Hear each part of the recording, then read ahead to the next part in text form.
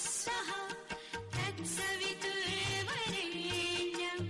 भर्गो देवस्य धीमहि धियो यो नः प्रचोदयात्।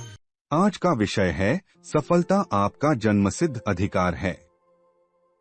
आइए इसे विस्तार से समझते हैं। संसार में उन्नति करने और सफलता पाने की असंख्यों दिशाएं हैं।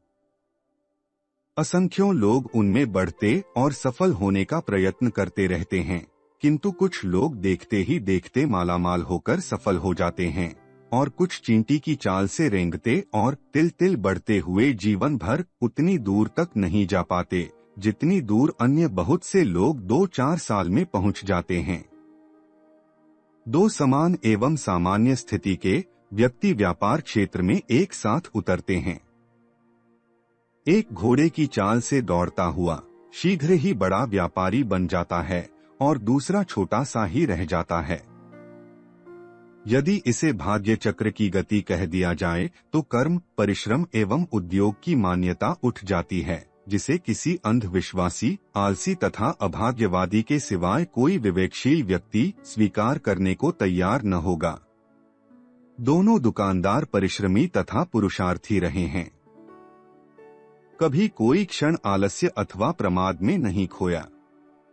प्रत्येक क्षण अपनी उन्नति एवं विकास में लगाते रहे। तब भी एक छोटा सा दुकानदार बना रहा और दूसरा आंधी तूफान की तरह बढ़कर एक बड़ा व्यवसायी, एक धनवान पूंजीपति और लंबे चौड़े कारोबार वाला बन गया। उसकी फर्म स्थापित हो गई, बैंकों में खाते खुल गए, टेलीफोन लग गया और मुनीम रोकड़िए काम करने लगे। अभी एक बेचारा अपने छोटे से मकान की नींव भी नहीं डाल पाया था कि दूसरे की कोठियों पर मंजिलें चढ़ने लगी, दरवाजे पर कार खड़ी हो गई। निश्चय ही ऐसा लगता है कि उन दोनों में से एक सफल हो गया और दूसरा असफल रह गया।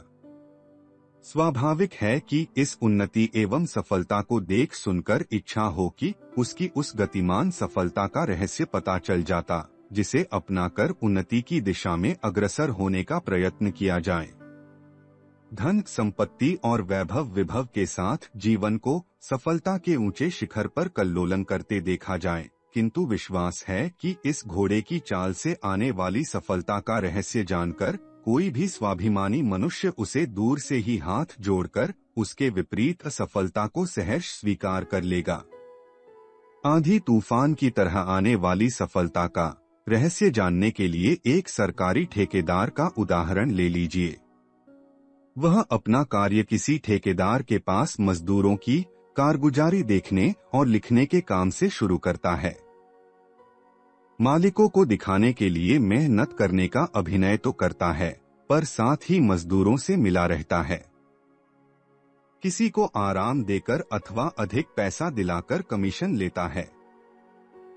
इमारत के मसाले में गड़बड़ी करके मालिक के मुनाफे में सहायक होता है, साथ ही मौका पाकर मालिक के सामान पर हाथ साफ करता है। मजदूरों की कारगुजारी और हाजिरी में हेर फेर करके या तो उन्हें परेशान करके नाजायज लाभ उठाता है या सीधे सीधे मजदूरी मार लेता है। सामान सप्लायरों से मिलकर कमीशन तय करता और घटिया माल की खपत करा देता है। अफसरों को खुश करने के लिए चाटुकारी तो करता ही है, साथ ही मालिक से रिश्वत दिलवाकर खुद भी फायदा उठाता है। इस प्रकार अपनी आर्थिक आय के अनेक स्रोत खोलकर उन्नति का मार्ग प्रशस्त करता है। इस बीच उसे हजारों बार मजदूरों के कोप तथा आक्रोश भाजन बनना पड़ता है। मालिक से डांट और अफसरों से अपमान प्राप्त करता है।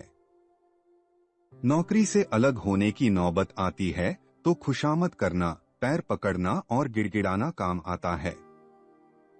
धीरे धीरे छोटे मोटे ठेके लेकर काम आगे बढ़ाता है। रिश्वत, बेईमानी, असत्य और कपट की नीति से पैसा पैदा करके बड़ा ठेकेदार बन जाता है। फिर क्या राष्ट्र की संपत्ति हड़पता और सरकारी सड़कों, भवनों आदि में खोटा माल लगाकर खरे पैसे लेता है। कमजोर और अनुपयुक्त निर्माणों को रिश्वत के बल पर पास कराता और मालामाल बन जाता है। यह है वह रहस्य जिसके आधार पर अनेक लोग घोड़े की चाल चलकर बड़े आदमी बन जाते हैं और कोठी, कार, रेडियो, बंगले की चमक दमक में सफल दिखाई देते हैं। आत्मा से लेकर राष्ट्र तक और लोक से लेकर परलोक तक की हानि कर बढ़ने वाले व्यक्तियों को यदि सफल माना जा सकता है, तो फिर संसार में असफल व्यक्ति किसे कहा जा सकता है? यह बात विचारणीय है। ऐसे आदर्श एवं आचरणहीन व्यक्तियों को वे लोग ही सफल मानकर प्रशंसा एवं स्पृहा कर सकते हैं, जो या तो सफलता का अर्थ नहीं जानते या फिर उसी मनोवृत्ति के होते हैं। आर्थिक स्वार्थ के लिए आत्मा, स्वाभिमान, मनुष्यता तथा राष्ट्र के हित को बलिदान कर देने के बाद भी जिसे संतोष और प्रसन्नता होती है, उन्हें मनुष्य की श्रेणी में गिनने में संकोच ही होना चाहिए। इसके विपरीत दूसरा व्यक्ति जिस काम में उतरता है उसे ईमानदारी से करता है, न तो स्वयं अनुचित लाभ उठाता है और न दूसरे के लिए सहायक हो पाता है। नौकरी में मालिक के प्रति ईमानदार रहता है, हर प्रकार से उसके हित का ध्यान रखता है, किंतु अनुचित लाभों में सहायक नहीं हो पाता। निदान कोई उन्नति किए बिना यथास्थान पड़ा रहता है। धीरे धीरे अपनी शुभ कमाई से मितव्ययिता पूर्वक कुछ बचाता रहता है और जब थोड़ा सा पैसा हो जाता है तब काम को आगे बढ़ाता है। वह घूस देकर किसी दूसरे का अहित नहीं करता और न एक के बदले चार पाने का लोभ करता है। आत्मा, स्वाभिमान, राष्ट्र तथा मानवता की रक्षा करता, लोक परलोक के रास्ते में कांटे नहीं बोता और थोड़े में संतोष करता है। ऐसे ईमानदार तथा आदर्श एवं आचरणवान व्यक्ति का उन्नति की गति धीमी होना स्वाभाविक है। वह कहीं जिंदगी भर की कमाई में रहने योग्य एक अच्छा मकान बनवा पाता है। बैंक बैलेंस, ऊंचा फर्म, लंबा चौड़ा कारोबार उसकी कल्पना एवं कामना के बाहर की बातें रहती हैं, और यदि इनकी उपलब्धि होती भी है तो एक लंबे अरसे और कठिनतम परिश्रम के बाद, देखते देखते नहीं। लगभग जीवन की पूरी अवधि सामान्य स्थिति और साधारण कारोबार में ही व्यय हो जाती है। देखने वालों को असफल एवं अनुन्नत व्यक्ति ही दिखता है, किंतु वास्तव में वह कितना सफल व्यक्ति होता है, इसे विवेकशील व्यक्ति ही समझ पाते हैं। आर्थिक प्रचुरता, व्यापारिक उन्नति एवं सामाजिक स्थिति को उसी दशा में सफलता की सूचक कहा जा सकता है जबकि यह उपलब्धियां निष्कलंक तथा स्थिर सुख संतोष की देने वाली हों, जिन्हें देखकर अपने पवित्र पुरुषार्थ, निर्विकार आचरण, सत्य व्यवहार और आंतरिक ईमानदारी का आत्मगौरव अनुभव हो। यदि यह उपलब्धियां अपने अन्याय, अनौचित्य, असत्य अथवा अनाचरण की याद दिलाकर आत्मग्लानि, हीन भावना, अपराधी भाव का कारण बनती है और उनसे वांछित एवं वास्तविक हर्ष की प्राप्ति नहीं होती है, तो निश्चय ही वे सफलता जैसे शब्द की अधिकारिणी नहीं बन सकती है। सफलता की कसौटी आदर्श रक्षा है, आर्थिक प्रचुरता नहीं। ठेकेदार की तरह ही सफलता असफलता का सच्चा स्वरूप समझने के लिए किन्हीं दो दुकानदारों का उदाहरण लिया जा सकता है। एक दुकानदार खाद्य पदार्थों में मिलावट करता है, कम तोल कर देता है, अधिक पैसे लेता है, चोरबाजारी करता है, ज्यादा दाम देने वाले के हाथ बेचता है, होते हुए चीज के लिए इनकारी कर अभाव पैदा करता है और महंगाई बढ़ाता है, भोले अनजान व्यक्तियों को ठगता है। इस प्रकार के जाने कितने अनुचित उपायों द्वारा पैसा कमाकर कोठी खड़ी करता है, बड़ी फर्म का मालिक बनता है, अपनी अनुचित कार्यवाहियों के लिए समाज में शंका, संदेह तथा अपवाद का विषय बनता है।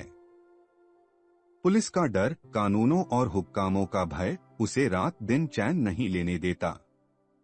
आय एवं बिक्री कर की चोरी करने के लिए दोहरा कागज रखता और उन्हें कहाँ रखूं, कहाँ छिपाऊं के चक्कर के परेशान रहता है। रहस्यवाद मुनीमों तथा नौकरों से अपराधी की तरह डरता है। कभी कभी जेल हवालात की हवा भी खानी पड़ती है। सरेआम शोषित व्यक्तियों द्वारा अपमानित होने की हर समय संभावना बनी रहती है और इस प्रकार जिंदगी एक बवाल बन जाती है। इतनी चिंताओं, भयों तथा अवहेलनाओं के साथ पाया हुआ धन, जमा की हुई संपत्ति यदि सफलता की सूचक हो सकती है, तो फिर असफलता को किन लक्षणों से जोड़ा जाएगा? इसके विपरीत एक दुकानदार स्पष्ट एवं औचित्यवान रहता है। कमाई कम होती है किंतु बाजार में साख है, ग्राहक विश्वास करते हैं। आत्मसंतोष के साथ सिर ऊंचा करके चलता है, कोई उंगली नहीं उठा पाता, बाहर भीतर से साफ सुथरा है। उचित बीज ही देता है। न तो समाज में निंदा का भय और न हाकिम हुक्कामों का डर। स्त्री, पुरुष, बच्चे, बूढ़े सब प्रशंसा करते और सद्भावना रखते हैं। पहले उसी की दुकान पर जाते, तब कहीं मजबूरी से दूसरे के यहाँ। बाजार के बड़े किंतु बेईमान व्यापारियों के बीच हीरे की तरह दमकता रहता है, लोकरंजन और लोकप्रियता के बीच व्यापार करता है। थोड़ा किंतु शुद्ध सामान रखता, न कभी किसी को कम देता और न बुरा सुनाता है। ऐसे स्वच्छ तथा निर्लिप्त दुकानदार को यदि सफल नहीं कहा जा सकता, तो फिर आर्थिक क्षेत्र में सफल कहा जाने योग्य कोई भी नहीं माना जा सकता। सफलता का वास्तविक मापदंड अधिकता नहीं, औचित्य ही है। अधिकता को औचित्य की तुलना में सफलता कहने वाले अपनी अविवेकशीलता को ही व्यक्त करते हैं। दो विद्यार्थी परीक्षा देते हैं। उनमें से एक पास हो जाता है और दूसरा फेल।